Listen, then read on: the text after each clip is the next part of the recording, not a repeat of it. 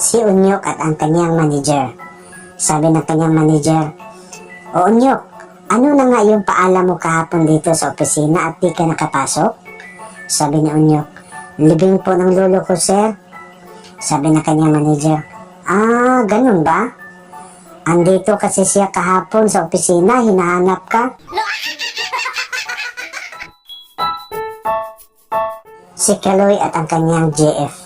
Sabi ni Kaloy, "Nakakainis si Bugart." Sabi ng kanyang JF, "Bakit?" Sabi ni Kaloy, "Sinabi niya kasing mukha akong magsasaka kapag katabi kita." Sabi ng kanyang JF, "Hayaan mo na, baka nagbibiro lang siya. Bakit niya daw nasabi yun?" Sabi ni Kaloy, "Kasi mukha ka daw araro."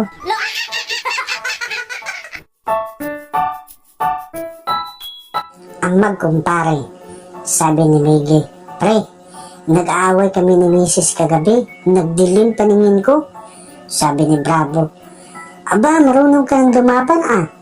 Idi, sinaktan mo, pre?" Sabi ni Miggy, "Hindi, pre.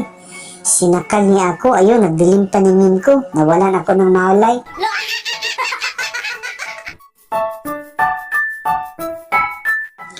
Ang parot at si Unyok. Sabi ng parot, "Psst, pango, pango."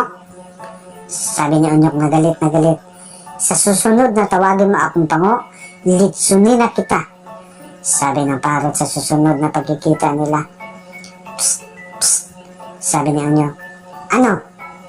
Sabi ng parot, "Alam mo na."